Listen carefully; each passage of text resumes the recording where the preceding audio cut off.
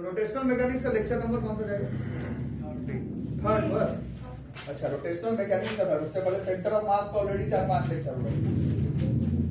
तो rotational mechanics किस पर बेस्ड है? 2 क्लास पढ़ ली एक्चुअली में। The whole chapter is based on torque. ये पूरा चैप्टर जो है टॉर्क पर बेस्ड है। फोर्स पर जो कर सकते थे 9th में, 10th में, 11th में, फिजिक्स में, केमिस्ट्री में, बायोलॉजी में, वो कर लिया गया।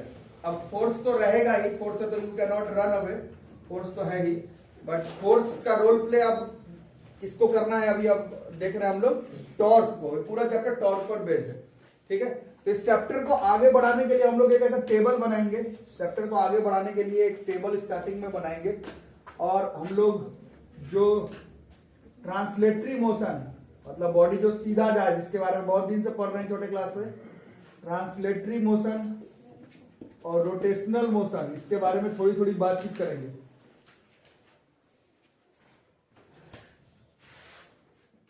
ट्रांसलेटरी मोशन और रोटेशनल मोशन के बारे में थोड़ी थोड़ी बातचीत करेंगे, ठीक है। बातचीत थोड़ी सी अभी शुरू करते हैं। ट्रांसलेटरी मोशन 9th क्लास में पढ़ रहे हो, जैसे धकेले बॉडी को, बॉडी आगे चला गया, दैट इज ट्रांसलेटरी मोशन। तो धकेलने के लिए किस चीज का जरूरत पड़ता है बॉडी को आगे? तो यहाँ पर आया फोर्स। और इस चैप्टर में हम लोग पढ़ रहे हैं कि एक्सिस ऑफ रोटेशन के अराउंड बॉडी को ढकेलना नहीं है, घुमाना है। उसके लिए किस चीज का जरूरत पड़ेगा? तो जो काम फोर्स करता है ट्रांसलेटरी मोशन में, पुश पुल, वही काम गोल घुमाने के लिए रोटेशनल मैकेनिक्स में करता है टॉर्क। अभी लिखोगे नहीं, पहले इस बातचीत को पहले समझ लोगे, उसके बाद ही अब चैप्टर जो है वो आगे चलेगा, ठीक है। उसके बाद 9th में पढ़े, 10th में पढ़े, 11th में पढ़े। क्लास में कुछ लोग अभी भी नहीं बता पाएंगे, बट बाकी लोग उस दिन फॉर्मूला भी गलत बता रहे थे। फोर्स रिलेटेड किससे? तो एक्सेलरेशन बोलते हैं। Force is not related with acceleration, force is related with momentum. Change in momentum by time taken को ही फोर्स बोला जाता है, चाहे 9th का हो, 10th का हो। 11th में पढ़े, change in momentum, instantaneous rate of change of momentum with respect to time is force, है ना। तो फोर्स रिलेटेड, जहां जहां फोर्स एक्सेलरेशन होगा मानता हूं, बट जहां जहां फोर्स वहां लीनियर मोमेंटम P, ठीक है। तो अब 2 दिन से हम लोग पढ़े रोटेशनल मैकेनिक्स। रोटेशनल मैकेनिक्स में क्या हो रहा है कि एक्सिस ऑफ रोटेशन के अराउंड बॉडी क्या कर रहा है? वो गोल गोल गोल गोल गोल घूम रहा है। हर चलती हुई बॉडी का कैरेक्टरिस्टिक प्रॉपर्टी होता है मोमेंटम। 9th में पढ़े, 10th में पढ़े, 11th में पढ़े। फिजिक्स में काम है, केमिस्ट्री में काम है, यहां तक कि बायोलॉजी में भी ये वर्ड दिखता है, मोमेंटम, ठीक है। मोमेंटम हर चलती हुई बॉडी का क्या है? Characteristic property. कोई भी बॉडी चल रहा है उसके पास क्या होगा? मोमेंटम। बट चैप्टर में हमें चलाना नहीं है, चैप्टर में हमें घुमाना है। तो जैसे हर चलती हुई बॉडी का कैरेक्टरिस्टिक प्रॉपर्टी है लीनियर मोमेंटम, वैसे ही हर घूमते हुए बॉडी का प्रॉपर्टी, एकदम कंफर्म प्रॉपर्टी जो होगा, इसको हम लोग कहते हैं angular momentum. It will be denoted by L. इधर वाले का तो सबका नाम जानते हैं, इधर वाले में थोड़ा सा कंफ्यूजन अगर रहे तो नाम लिखते चलेंगे। This is angular momentum. तो क्या होगा एंगुलर मोमेंटम? कोई भी बॉडी घूम रहा है about an axis of rotation, जैसे पंखा, तो उसके पास क्या है? ऐसे वो गोल गोल गोल गोल गोल तेजी से घूम रहा है। जैसे जो साइंस का स्टूडेंट नहीं है, मम्मी पापा ही मान लो पढ़ाई छोड़े बहुत दिन हो गया, तो फोर्स है, बहुत है, फोर्स नहीं है, वो गोल घूम रहा है, तो उसके पास है एंगुलर मोमेंटम। फोर्स की बातें हो गई जहां तक होना था, फोर्स नहीं है, कोई गोल घूमता हुआ बॉडी का about an axis of rotation, characteristic property angular momentum होगा, ठीक है। कॉज होगा टॉर्क। ट्रांसलेटरी मोशन में कॉज होता है फोर्स, और उसके पास आता है मोमेंटम। एक्सिस ऑफ रोटेशन के अराउंड कोई बॉडी गोल गोल गोल गोल गोल घूमे तो कॉज है टॉर्क। वैसे कॉज है कपल, एक्चुअली मैं उस दिन मैं बता था, फिर बताऊंगा, बट ठीक है, टॉर्क अभी बोलेंगे। और गोल गोल गोल गोल गोल घूम रहा है तो उसका जो प्रॉपर्टी होगा that will be angular momentum, ठीक है। तो आज के बाद कम से कम ये जरूर बोलना है कि हर गोल घूमती हुई बॉडी का about an axis of rotation जो प्रॉपर्टी है दैट इज एंगुलर मोमेंटम। सीधा बॉडी का लीनियर मोमेंटम, गोल घूमते हुए बॉडी का एंगुलर मोमेंटम। क्लियर? अब थोड़ी सी और बातें करते हैं। तो मास वर्ड, ये वर्ड बहुत दिन से आ रहा है, 5 क्लास से मास के बारे में जानते हैं, बट सेंटर ऑफ मास में पढ़े कि मास जो तुम जानते हो छोटे क्लास में वो नहीं होता है। एक्चुअली में the whole concept is based on centre of mass. Centre of mass वो पॉइंट होता है जहां पर होल बॉडी का मास कंसंट्रेटेड रहता है। बहुत पढ़े इसके बारे में, 4 क्लास सेंटर ऑफ मास पढ़ाएंगे, ठीक है। तो ये अभी भी ये वर्ड ट्रांसलेटरी मोशन में है। जैसे किसी बॉडी पर फोर्स लगाए, वो आगे मूव कर गया, तो फोर्स कहां लगाए? उसके फोर्स जो उसका सेंटर ऑफ मास पर लगाए। अब जब गोल गोल गोल गोल गोल घुमाना है तो उसमें तुमको क्या लगाना? टॉर्क लगाना है। वो कहां पर लगेगा? तो जैसे ट्रांसलेटरी मोशन में जो रोल प्ले करता है मास, वही रोटेशनल मैकेनिक्स में वही काम करता है I, this is moment of inertia. ये सब के बारे में पढ़ेंगे हम लोग, बट पहले कुछ बातें हमें क्लियर करके रखना होगा। याद रहेगा क्या? मास क्या है? मास वो पॉइंट है जहां पर फोर्स लगाते हैं, मतलब सेंटर ऑफ मास, जहां पर पूरे बॉडी का मास कंसंट्रेटेड है। मतलब वहां पर फोर्स लगाएंगे तो फोर्स पूरे बॉडी पर नहीं लगता है, वो फोर्स उसके सेंटर ऑफ मास पर लगता है, जिस पर बहुत डिटेल्स में आपको फिजिक्स पढ़ाया गया है। उसी तरह से जब भी गोल घूमने वाली बात होगी तो टॉर्क हम लोग पूरे बॉडी पर एक साथ नहीं लगाते हैं। टॉर्क हमें कहां पर लगाना होता है? उसके केवल, जो कि खुद का एक पूरा चैप्टर है। जैसे अभी तो मैं लिखवा रहा हूं, ये जैसे आज वाला टॉपिक खत्म हो जाएगा तो ये खुद का एक चैप्टर है, ये खुद का एक चैप्टर बन जाएगा। बट ये जो टेबल अभी लिखवा रहे हैं वो आपको थ्रू आउट रोटेशनल मैकेनिक्स और ट्रांसलेटरी मोशन को कनेक्ट करने में हेल्प करेगा। और ये करना बहुत जरूरी है हमारे लिए, क्योंकि 9th क्लास से हमें हैबिट है चीजों को सिर्फ सीधा आगे पीछे एंगल पर इधर उधर करने का, गोल घुमाने का हैबिट नहीं है।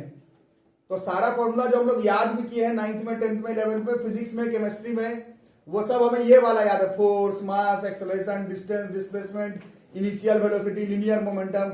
अब उन्हीं सब चीजों को थोड़ा रोटेशनल मैकेनिक्स में शामिल करने आपको आना चाहिए, क्योंकि प्रैक्टिस तो इसी का है तुम्हें, उसको अब इसमें तुमको लगाना आना ही चाहिए, नहीं तो फिर सब बातें गड़बड़ा जाएगी।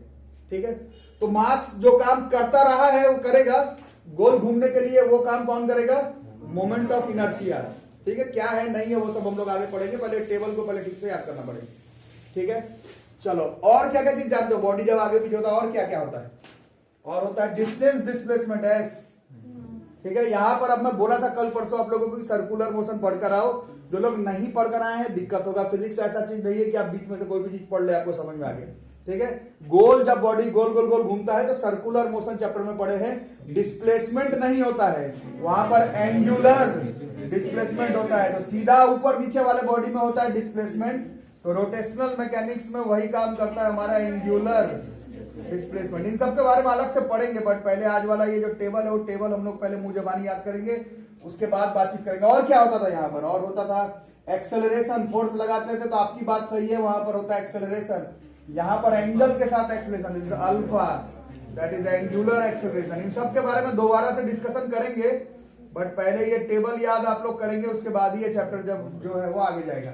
और क्या था वहां पर? था इनिशियल वेलोसिटी u, तो यहां पर भी इनिशियल वेलोसिटी होगा, बट वो एंगुलर वाला होगा, इसको ओमेगा नॉट कहते हैं, इसको कहते हैं इनिशियल एंगुलर वेलोसिटी। इन सब के बारे में पहले हम लोग पढ़ चुके हैं। जो लोग नहीं पढ़े हैं हम लोग सर्कुलर मोशन जरूर से पढ़ो, ट्राई करो मेरे ही वाले नोट्स वीडियो से करने का, बुक से फिर बात गड़बड़ा जाएगा। फिर यहां पर होता था फाइनल वेलोसिटी, यहां पर भी होगा omega, this is final angular velocity. अरे समझ, अगर बॉडी के पास मोमेंटम है तो वर्क एनी पावर में पढ़े, पहली बार 9th क्लास में पढ़े थे, काइनेटिक एनर्जी भी होगा। कोई भी बॉडी अगर मूव कर रहा है तो उसके पास काइनेटिक एनर्जी जरूर होगा, जिसका फॉर्मूला भी हम लोग पढ़े हाफ mv²। तो इधर भी काइनेटिक एनर्जी है, बट इसका फॉर्मूला हाफ mv² है। इधर भी काइनेटिक एनर्जी होगा, हर गोल घूमते हुए बॉडी के पास काइनेटिक एनर्जी होगा, बट उसका फॉर्मूला हो जाएगा हाफ। मास का काम कौन कर रहा है इधर? आई। बी का काम कौन कर रहा है इधर? तो दिस इज ओमेगा स्क्वायर। कैसे, क्यों, क्या, किस लिए, कब, वो सब मैं पढ़ाऊंगा, बट फिलहाल हमें हम लोगों को याद करना पड़ेगा। Kinetic energy is half mv², तो गोल घूमता हुआ अगर बॉडी है तो उसका kinetic energy is half I omega square. ठीक है, और कौन कौन सी चीजें थी? काइनेटिक एनर्जी, हाँ और भी बहुत सारी चीजें। फोर्स के बारे में हम लोग पढ़े हैं, चाहे वो 9th क्लास की बातें करो चाहे 11th क्लास की बातें करो। फोर्स बराबर हम लोग देखे ये होता है मास इनटू एक्सेलरेशन। यहाँ पे फोर्स का काम कौन कर रहा है? बोलो, बैठने को बोलो। फोर्स का काम टॉर्क, मास का काम एक्सेलरेशन का काम, तो ये होगा। ठीक है, ये सब फिर से करेंगे, क्यों, क्या, किस लिए फिर से करेंगे, बट फिलहाल याद करना पड़ेगा, बातें नहीं, बात करने भारी पड़ जाएगा। फिर न्यूटन का second law of motion 9th में पढ़े, 11th में भी पढ़ रहे हैं। फोर्स बराबर होता है instantaneous rate of change of linear momentum with respect to momentum. गलत हो गया, 9 तक चल जाता था, 11th में गलत हो जाएगा। फोर्स बराबर change in momentum by time taken is wrong definition, क्योंकि मोमेंटम खुद दो तरह का हो जा रहा है, लीनियर अलग है, एंगुलर अलग है। 9th में ठीक है change in momentum by time taken is force, 11th में तो कभी नहीं चलेगा। फोर्स बराबर instantaneous rate of change of linear momentum. Force का काम कौन कर रहा है इधर? Torque. This is instantaneous rate of change of, और इसको डिनोट कर रहे हैं हम लोग एल से, तो टॉर्क बराबर dl/dt होगा। ठीक है, समझ में आ रहा है? और एक टॉपिक पढ़े थे हम लोग, law of conservation of momentum, 9th में भी पढ़े, 11th में भी पढ़े। इधर भी दिख रहा है, अगर एक्सटर्नल फोर्स जीरो होगा, किस चीज का डिफरेंशिएशन जीरो होता है? मैथ्स वाले लोग भी बता देंगे, नॉन मैथ्स वाले लोग भी। इसका मतलब अगर फोर्स जीरो आ रहा है, डिफरेंशिएशन किसका कर रहे थे? मोमेंटम का। इसका मतलब अगर बाहर से एक्सटर्नल फोर्स जीरो लगा दो तो ये मोमेंटम हमेशा कंजर्व रहता है, जिसके बारे में 9th में भी पढ़े, 11th में भर भर के पढ़े, law of conservation of linear momentum. उसी तरह से अगर बॉडी में अगर एक्सटर्नल टॉर्क नहीं लगाते हो, बॉडी में एक्सटर्नल टॉर्क नहीं लगाते हो, तो एंगुलर, क्योंकि किसका डिफरेंशिएशन कर रहा है? एंगुलर मोमेंटम का, तो इस बार एंगुलर मोमेंटम जो है वो कंजर्व रह जाएगा। ये पूरी कहानी है। इसको हम लोग rotational analog of linear motion कहते हैं, rotational analog of linear motion. क्योंकि लीनियर मोशन के साथ इसको कनेक्ट करना बहुत जरूरी इसलिए है क्योंकि ह्यूमन ब्रेन का ये प्रॉब्लम है, आपका नहीं है। हमारा ब्रेन इस तरह से बनाया हुआ कि एक चीज 4-3.5 साल से पढ़ रहे हैं और एक चीज 3 दिन में सीखना है, मुश्किल होगा। तो इसको बनाने का तरीका ये है कि पूरे चैप्टर को तुम जो जानते हो लीनियर मोशन उसके साथ कनेक्ट कर लो, क्योंकि वहां तुम्हें मालूम है स्पीड क्या होता है, वेलोसिटी क्या होता है, फोर्स क्या होता है, लॉ ऑफ मोमेंटम कैसे लगाया जाता है। उसको रोटेशन के साथ कनेक्ट कर लो और अप्लाई कर लो, क्योंकि ये तुम्हें 3 दिन में सीखना है, वो तुम 3 साल से पढ़ रहे हो। दोनों चीज में अंतर हो जाती है।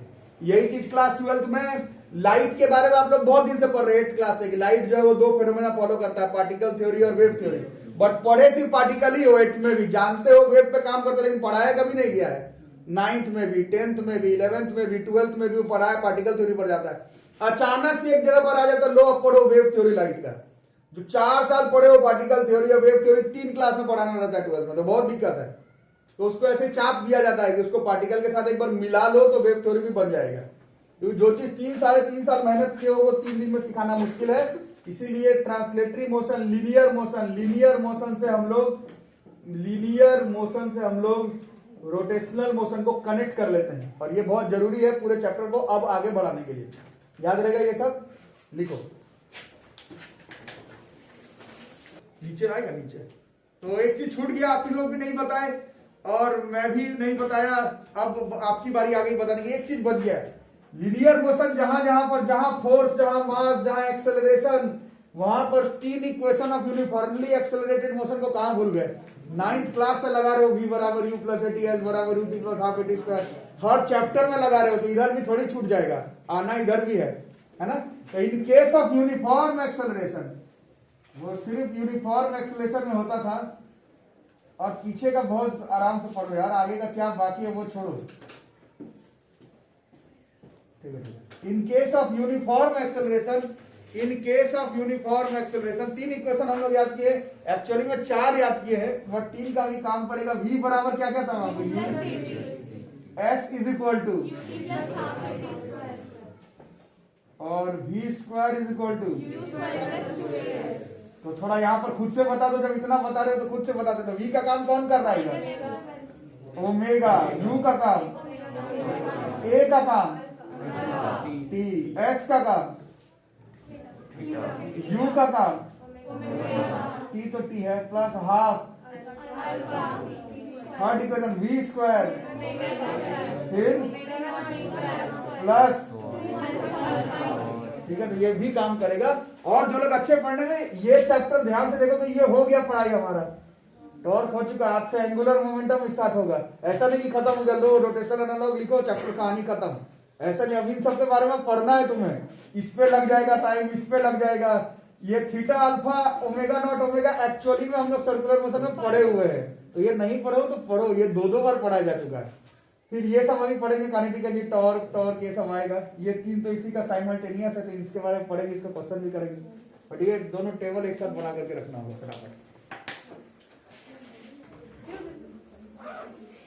तो देखो, रोटेशनल मैकेनिक्स बहुत बड़ा चैप्टर है, इसको तोड़ के पढ़ना रहता है। पहला चैप्टर इसमें टॉर्क है, नहीं पढ़े हो जाके पहले टॉर्क पहले क्लियर करो। उसके बाद अब हम लोग रोटेशनल मैकेनिक्स का सेकंड टॉपिक पर आते हैं, नाम है एंगुलर मोमेंटम।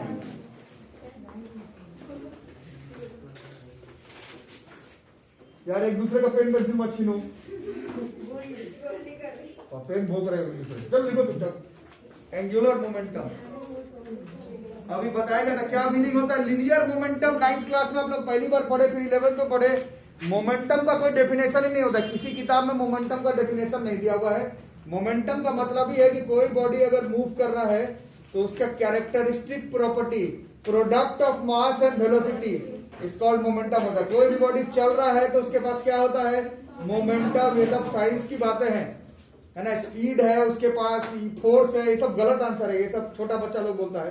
कोई भी बॉडी मूव कर रहा है उसके पास क्या होगा, तो आंसर विल बी मोमेंटम। और कॉज क्या होगा, तो फोर्स।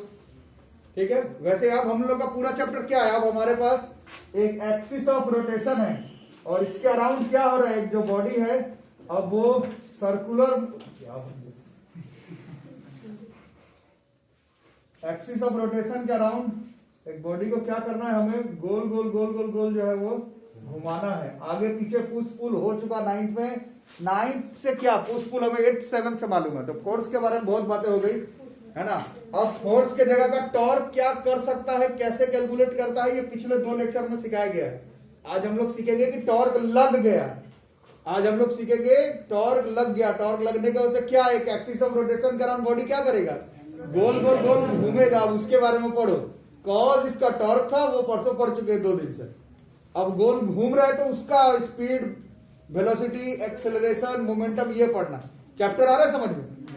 फोर्स लगाए तो टॉर्क हुआ। फोर्स कैसे कैलकुलेट करते हैं, एम इंटू वैसे, तो टॉर्क कैसे कैलकुलेट करते हैं, force into perpendicular distance from axis of rotation. उसमें भी 2 क्लास लगा, एक जिसमें कि मैथमेटिकल कैलकुलेशन है, दूसरा जिसमें वेक्टर का कैलकुलेशन है, तो वो सब टॉर्क हो गया।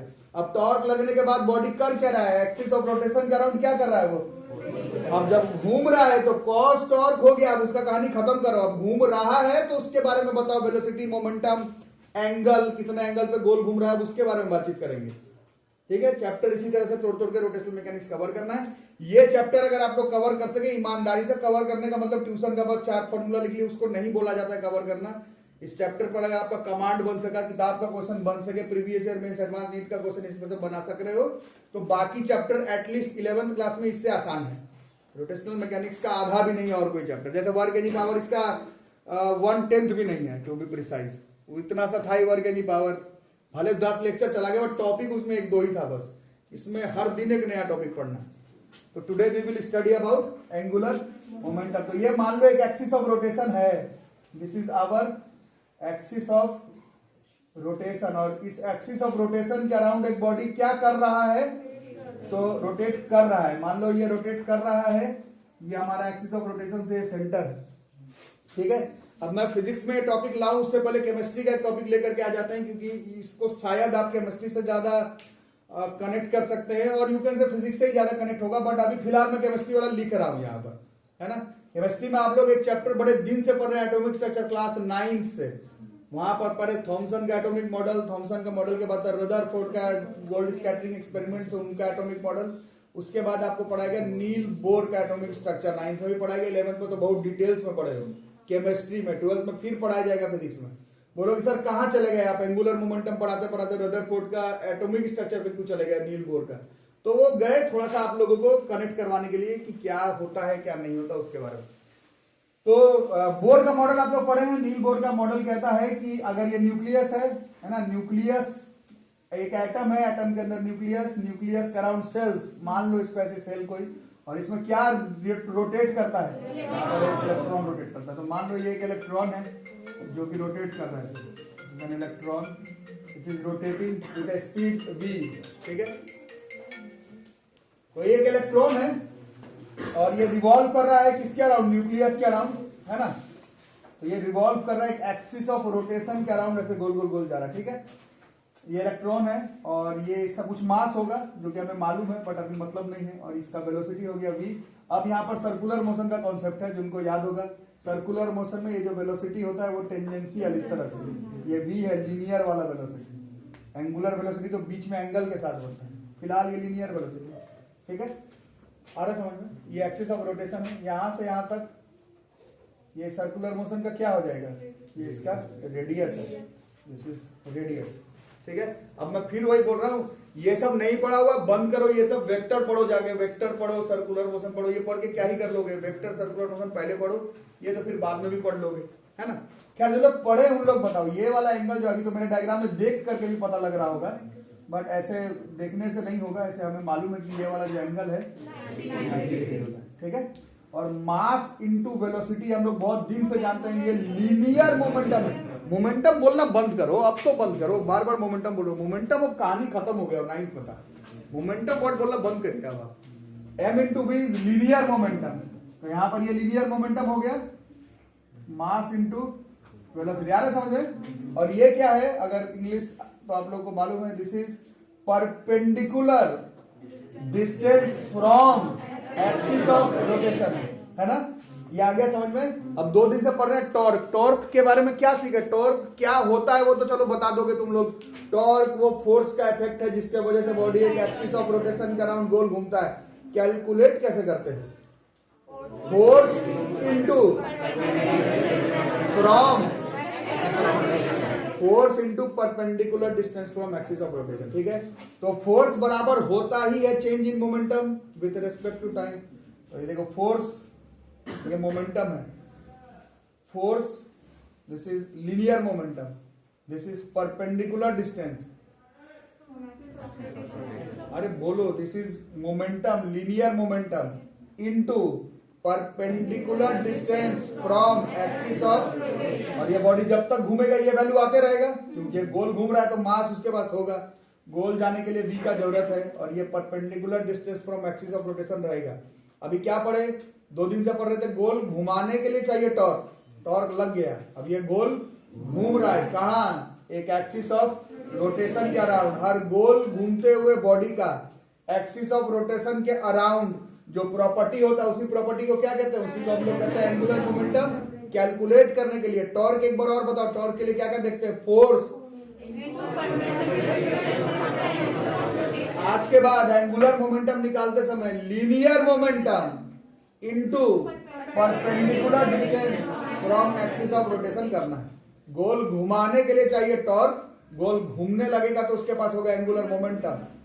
बॉडी को लीनियर मोशन में डालने के लिए, पुश पुल करने के लिए चाहिए फोर्स, और फोर्स अगर उसके पास है तो उसके पास होगा मोमेंटम, और उस मोमेंटम का टाइम के साथ चेंज निकालते हैं, वही फोर्स का वैल्यू हो जाता है, वो बाद में। अभी फिर से एक बार याद कर लेते हैं, कोई भी गोल घूमता हुआ body about an axis of rotation का कैरेक्टरिस्टिक प्रॉपर्टी मोमेंटम नहीं होगा, that characteristic property is angular momentum. Calculate कैसे करोगे, linear momentum into perpendicular distance from axis of rotation. तो टॉर्क समझाने के लिए आप लोगों को रिंच और स्क्रू वाला न्यूमेरिकल करवाया गया था, बहुत जरूरी है, उसके बगैर टॉर्क नहीं समझ में आता। जो लोग नई क्लास के एक बार देखना, रिंच वाला क्वेश्चन से टॉर्क बताया जाता है, किसको बोला जाता है। वैसे ही एंगुलर मोमेंटम समझाने के लिए ये इलेक्ट्रॉन वाला एग्जांपल ही बताना पड़ता है। कभी भी angular momentum about an axis of rotation निकालना है तो क्या करना पड़ेगा, दिस इज लीनियर मोमेंटम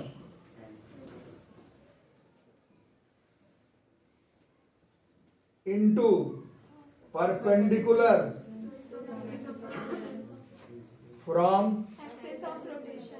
अभी वेक्टर वेक्टर फॉर्म में लिखेंगे वो एक अलग बात है, बट फिलहाल इस linear momentum into perpendicular distance from axis of rotation याद रहेगा, ठीक है। तो क्या फॉर्मूला इस डायग्राम में, केवल इस डायग्राम में, हमेशा नहीं, ये डायग्राम में लीनियर मोमेंटम एम वी है और perpendicular distance from axis of rotation M V R है, ठीक है। इस डायग्राम में एम वी आर फॉर्मूला नहीं है एंगुलर मोमेंटम का, linear momentum into perpendicular distance from axis of rotation है। जैसे कि इस केस में एंगुलर मोमेंटम निकालना होता तो linear momentum M into V, perpendicular distance from axis of rotation R, angular momentum ये जो डायग्राम बोर्ड पर बनाया हुआ सिर्फ इसमें एम वी आर लग रहा है, ठीक है। समझ में आ रहा है कैसा क्वांटिटी होगा।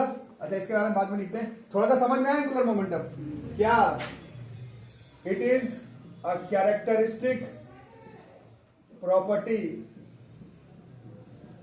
व्हेन, कब होता है बताओ तो सही, अभी तो पढ़ाया, when an object rotates about an axis of rotation, axis of rotation के अराउंड बॉडी घूमेगा, कॉज होगा टॉर्क, होगा उसके पास एंगुलर मोमेंटम।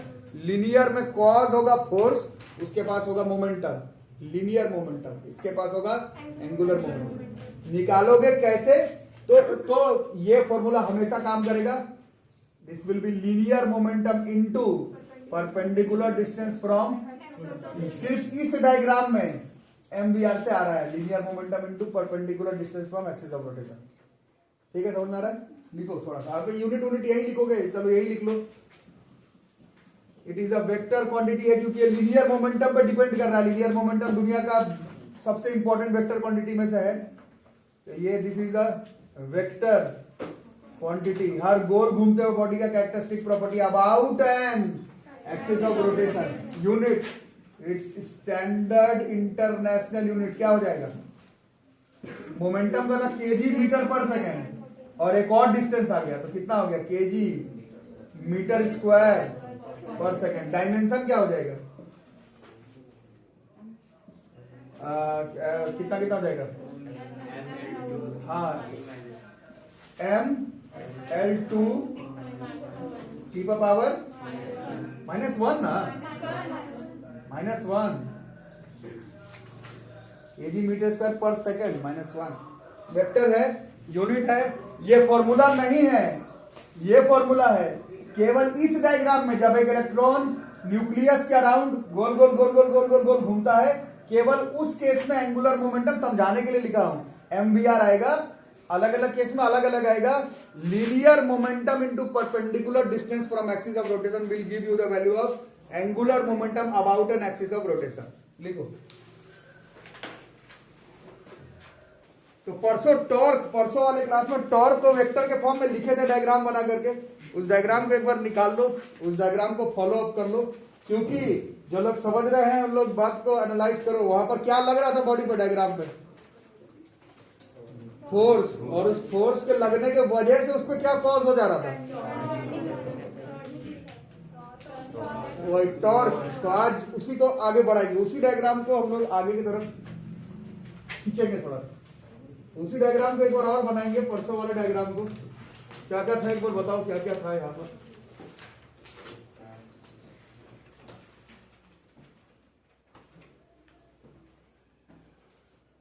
एक्स एक्सिस था, इधर वाई, इधर एक्सिस ऑफ रोटेशन। डायग्राम मिला लेना।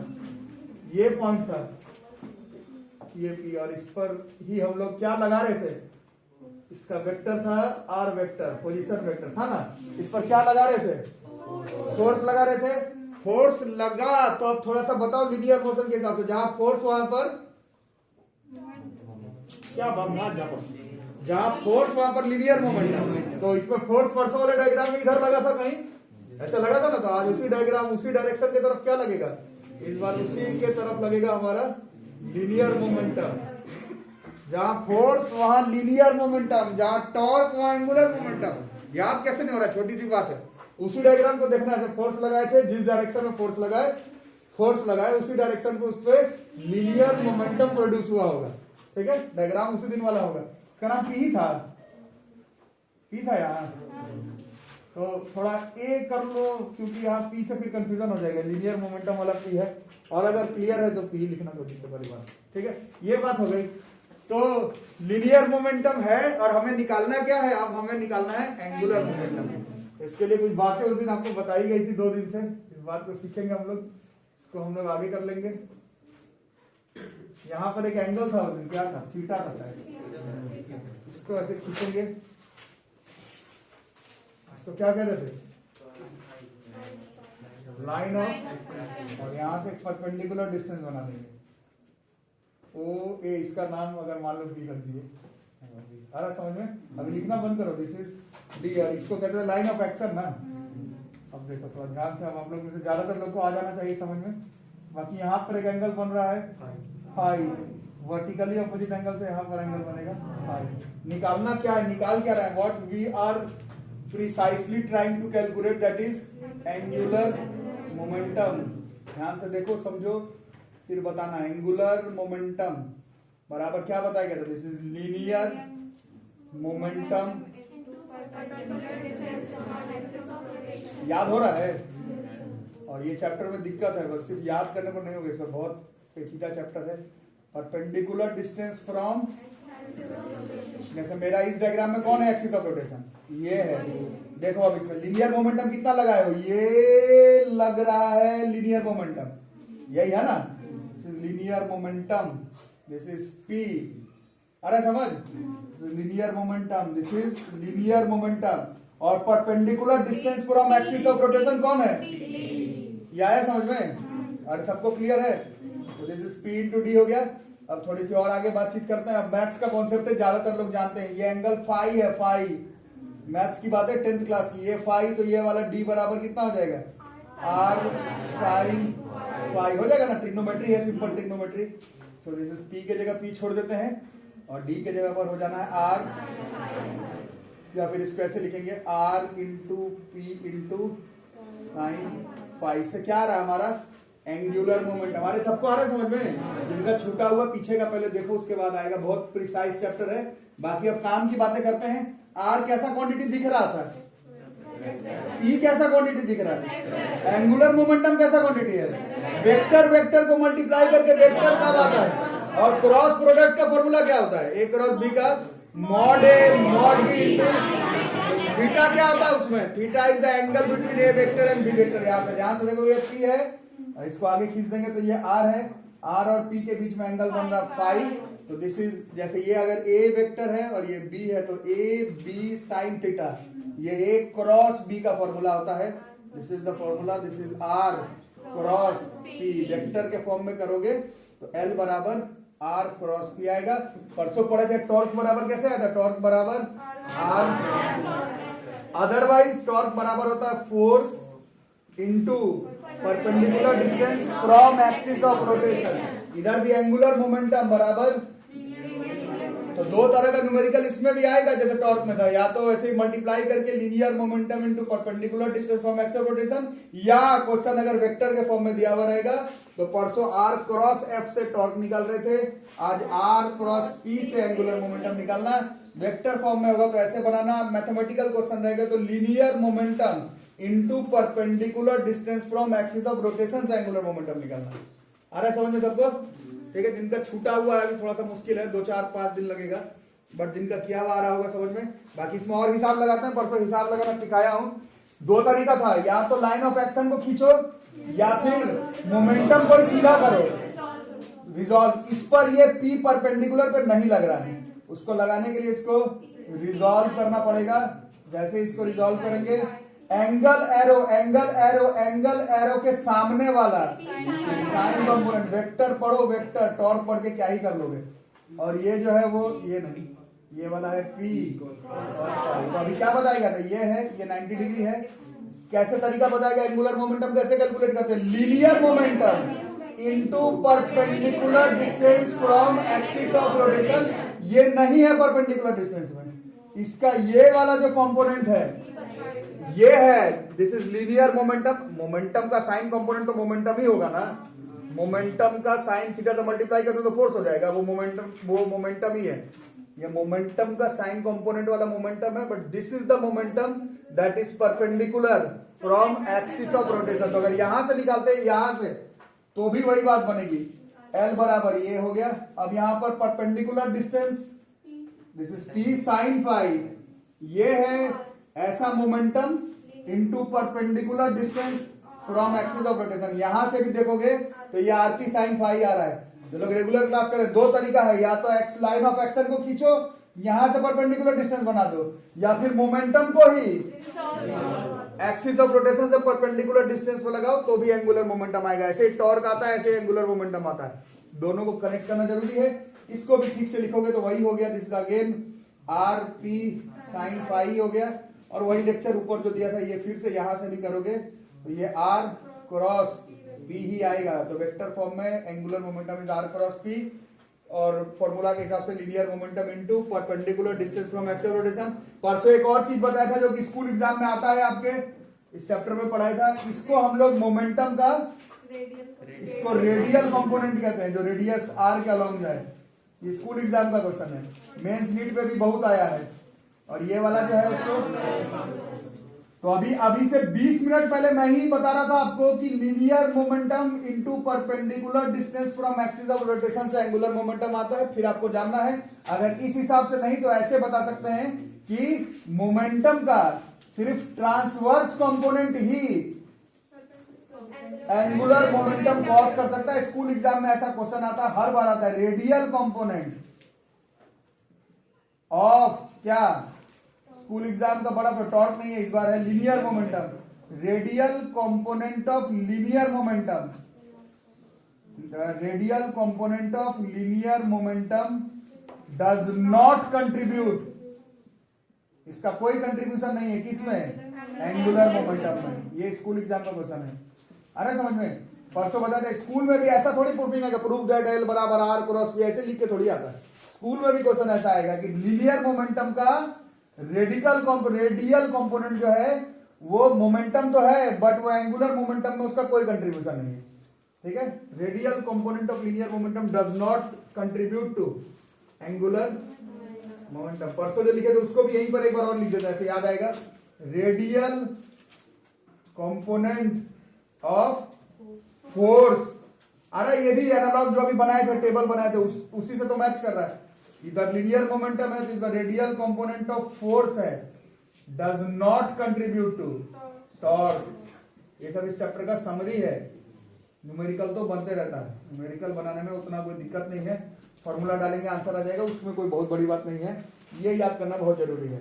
या तो तुम इसको खींच करके परपेंडिकुलर डिस्टेंस कर दो, या फिर मोमेंटम को ही रिजॉल्व करके परपेंडिकुलर डिस्टेंस ले आओ। दोनों केस में मल्टीप्लाई करने पर एंगुलर मोमेंटम ही निकलता है। हर गोल घूमती हुई body about an axis of rotation के अराउंड का characteristic property angular momentum. Force लगाने के वजह से कोई बॉडी आप ऊपर नीचे आगे पीछे हो, पुश और पुल के वजह से, उसका कैरेक्टरिस्टिक प्रॉपर्टी है लीनियर मोमेंटम। लीनियर मोमेंटम का कॉज है फोर्स, एंगुलर मोमेंटम का कॉज है टॉर्क, और force momentum, torque angular momentum. Force causes linear motion. जरूरी नहीं है फोर्स का बहुत ज्यादा रोल प्ले होता है, बट हम लोग इसको थोड़ा एनालॉग अगर मिला रहे हैं तो force causes linear momentum and torque causes angular momentum. ठीक है, नोट करो। सो ही करें। तो एक फॉर्मूला आया गया, क्या फॉर्मूला आया एक बार देखो। फॉर्मूला आ गया हमारा आर क्रॉस पी एल बराबर, जो लोग रेगुलर क्लास किए हुए उन्हें मालूम है, डॉट में दिक्कत नहीं है, क्रॉस में दिक्कत है। अगर आप पी क्रॉस आर कर दें तो आपका आंसर तो सही आ जाएगा, बट डायरेक्शन ही गलत आ जाएगा। उसके वजह से पूरा क्वेश्चन उससे सब उल्टा पुल्टा हो जाएगा। स्केलर क्वांटिटी में गड़बड़ नहीं होता, वेक्टर में पूरा गड़बड़ हो जाएगा। तो फॉर्मूला को एक बार और अगर हम लोग ध्यान से देख लें तो this is L vector is equal to क्या हो गया, आर क्रॉस। तो वेक्टर को मल्टीप्लाई कर रहे थे, एक वेक्टर आएगा, उस वेक्टर का मैग्नीट्यूड पता लगाना हो तो लगा देंगे linear momentum into perpendicular distance from axis of rotation. Direction किस तरफ होगा, तो ये दोनों पर क्रॉस है। क्रॉस प्रोडक्ट हमें याद होगा, ए क्रॉस बी बराबर होता था मॉड ए। इससे तो फॉर्मूला आता है केवल, और एक एन कैप आता था। एन कैप क्या होता था, N cap is a unit vector perpendicular to both. तो यही था। तो इधर भी क्या आएगा, टॉर्क बराबर आर क्रॉस पी से जो फॉर्मूला लगाओगे linear momentum into perpendicular distance from axis of rotation, इससे केवल आंसर आएगा, मैग्नीट्यूड, डायरेक्शन नहीं पता चलेगा। Direction of L vector will be perpendicular to both किसके, R vector and P vector. और क्रॉस का जो लोग क्लास की है, its direction will be found, direction will be found by applying Maxwell's right hand rule. ये right hand thumb rule बहुत चलता है, ये हर एक क्रॉस बी पर चलता है, राइट हैंड रूल। ठीक है, जैसे कि अभी ये वाला डायग्राम मिटा देता हूं, अभी वो केमिस्ट्री वाला जो डायग्राम बनाए थे उसी को बनाया जाए एक बार, फिर इसका क्वेश्चन अगले क्लास में करेंगे, क्योंकि इसमें डायरेक्शन फाइंड आउट करने वाला काफी टफ क्वेश्चन है, दिक्कत हो जाएगा सबको, है ना। बट दिक्कत तो होना है, दिक्कत जितना जल्दी हो जाए उतना आसान है। ये एक्सिस ऑफ रोटेशन था, और यहाँ पर कौन रिवॉल्व कर रहा था, यहाँ पर इलेक्ट्रॉन वाज रिवॉल्विंग। ये इलेक्ट्रॉन है, दिस वाज इट्स आर, ये आर था, और इस डायरेक्शन में क्या था इसका, और जहां वेलोसिटी वहीं पर लीनियर मोमेंटम, पी का डायरेक्शन इस तरफ है, आर का इस तरफ है, तो इसमें टॉर्क किस तरफ निकलेगा, ठीक है। तो टॉर्क का वैल्यू ये मैं पहले भी समझाया था कैसे कैलकुलेट होगा, तो अपना 3 पेन निकाल लो, पहले भी बताया गया था, फिर दिक्कत होगा, टॉर्क नहीं एंगुलर मोमेंट कैसे कैसे होगा। आर का डायरेक्शन किस तरफ जा रहा है, इसमें आर ऐसे इस तरफ, ठीक है। लीनियर मोमेंटम इस पे ऐसे परपेंडिकुलर, तो इन दोनों पे परपेंडिकुलर किस तरफ जाएगा, अरे सब लोग बोल भाई, और एरो मार्क ऐसे, तो ऐसे बाहर की तरफ ऐसे, अरे समझ में, ये डायरेक्शन होगा किसका, एंगुलर मोमेंटम का। तो जब भी ऐसा क्वेश्चन आएगा तो इस तरह से ही निकलेगा, और कोई तरीका नहीं है। इसीलिए रोटेशनल मैकेनिक्स और magnetic effect of electric current tough chapter consider किया जाता है। न्यूमेरिकल तो बनेगा ही, डायरेक्शन फाइंड आउट करने में भी दिक्कत होता है ना। ये आर है, ये जो मेरा ब्लू पेन है सर ब्लैक वाला है, इधर है लीनियर मोमेंटम, ऐसे लीनियर मोमेंटम इस पे परपेंडिकुलर, और इन दोनों पे परपेंडिकुलर जो है वो ऐसे ऐसे बाहर की तरफ आएगा। अरे ये बात समझ में, ये तो ये अभी आप लोग कैसे कर रहे हैं, अपना अपना 3 पेन अगर लाए हो तो मिला करके देख लेना। और बाकी इसमें हम लोग फ्लेमिंग्स राइट हैंड रूल तो लगाएंगे ही, राइट हैंड रूल तो मैं लगा के बताऊंगा ही कि किस तरफ ऊपर की तरफ आएगा, बट इतना करने आना चाहिए। नहीं आ रहा तो तुम्हें दिक्कत होगा, पढ़ाने वाला या फिर आपका सिलेबस बनाने वाला बेवकूफ नहीं है कि बिना इसके भी काम चल जाएगा। अगर चल ही जाता तो नहीं पढ़ाया जाता, ये नहीं काम चलेगा। बिना डायरेक्शन फाइंड आउट किए हुआ आप रोटेशनल मैकेनिक्स का क्वेश्चन टच नहीं कर सकते, इसका काम करने वाला है, ठीक है। ये समझ में आया सबको, अपना अलग अलग पेन से एक बार देख लो, और बाकी मैं अभी बताता हूं इसमें राइट हैंड रूल से कैसे आएगा, ये आ गया समझ में, ठीक है।